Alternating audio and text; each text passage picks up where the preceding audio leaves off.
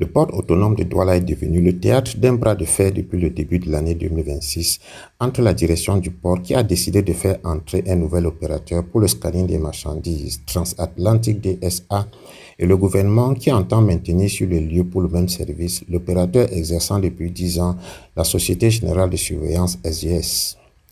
La dernière évolution de cette bataille au sommet, c'est la correspondance du ministre des Finances, Louis-Paul Motazé, adressée le 13 février 2026 au directeur du port autonome, Cyrus Ngao. Le patron des finances de la République, par ailleurs tutelle financière du port, rappelle au directeur général d'abord les termes de la réunion interministérielle du 29 janvier dans le cabinet du Premier ministre où il a été informé que l'éviction par ses soins de la Société Générale de Surveillance contrevient aux stipulations du contrat conclu par le gouvernement avec cette société. Ensuite, la lettre du 30 janvier du chef du gouvernement qui donne l'instruction de bien vouloir prendre toutes les dispositions nécessaires pour la reprise par la SGS des activités d'inspection de la plateforme portuaire dès le même jour. Enfin, le ministre souligne que depuis le 22 janvier, sous prescription de la présidence de la République, la Direction générale des douanes avait accepté d'exploiter les images produites par Transatlantic DSA afin de permettre à titre transitoire la sortie des conteneurs scannés uniquement par cette entité. Après ces rappels amicaux, Louis-Paul Motazé martèle, je cite, « En dépit des dites mesures transitoires auxquelles la Direction générale des douanes a pleinement satisfait et des directives du Premier ministre chef du gouvernement, la situation de confusion perdure, au péril, comme vous le relevez vous-même, de la mobilisation optimale des recettes budgétaires et de la fluidité des opérations du commerce extérieur. » En effet, dans le prolongement de la mesure prise par le port autonome de Douala d'interdire à la SGS l'accès à ces sites d'inspection, aucun conteneur à date n'a été orienté par votre entreprise vers les sites d'opération de la SGS, toute chose empêchant l'exécution sereine de son mandat. Aussi ai-je l'honneur de vous demander de bien vouloir procéder immédiatement au rétablissement de la SGS dans l'intégralité de ses droits.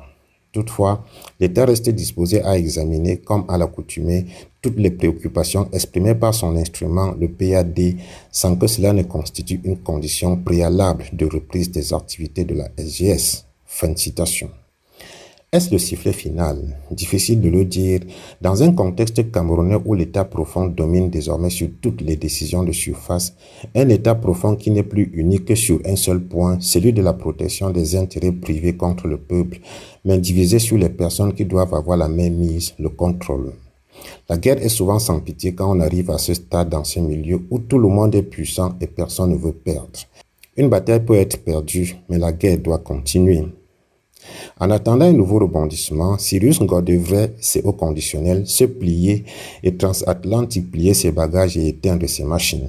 Dans ce cas de figure, défendent certains, la décision du Premier ministre que répète le ministre des Finances est régalienne.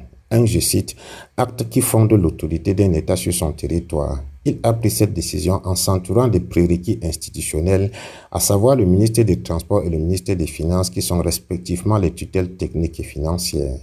La douane relève du ministère des Finances qui est l'autorité gouvernementale en charge de la sécurisation des recettes fiscales et douanières sur le territoire camerounais.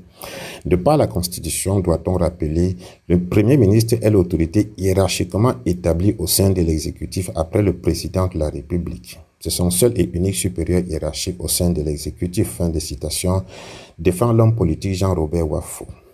Une question reste cependant, au regard des arguments avancés d'un côté comme de l'autre. N'a-t-on pas affaire ici à la raison du plus fort qui est toujours la meilleure?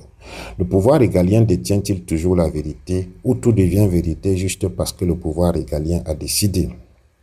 La question est d'autant plus pertinente que, comme le relève d'ailleurs l'homme politique, le choix d'un opérateur privé pour le scanning des marchandises au port autonome de Douala est fortement questionnable.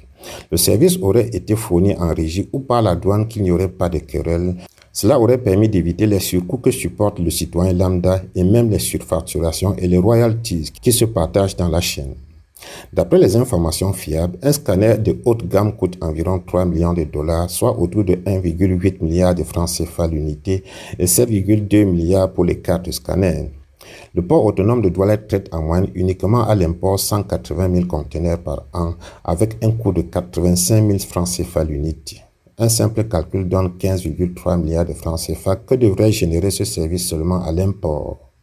On peut dès lors se poser la question de savoir quel était l'intérêt pour l'État du Cameroun de sous-traiter ce service à un opérateur privé alors qu'il pouvait lui-même le faire et utiliser cet argent pour aider le pays à financer certains projets, notamment infrastructurels.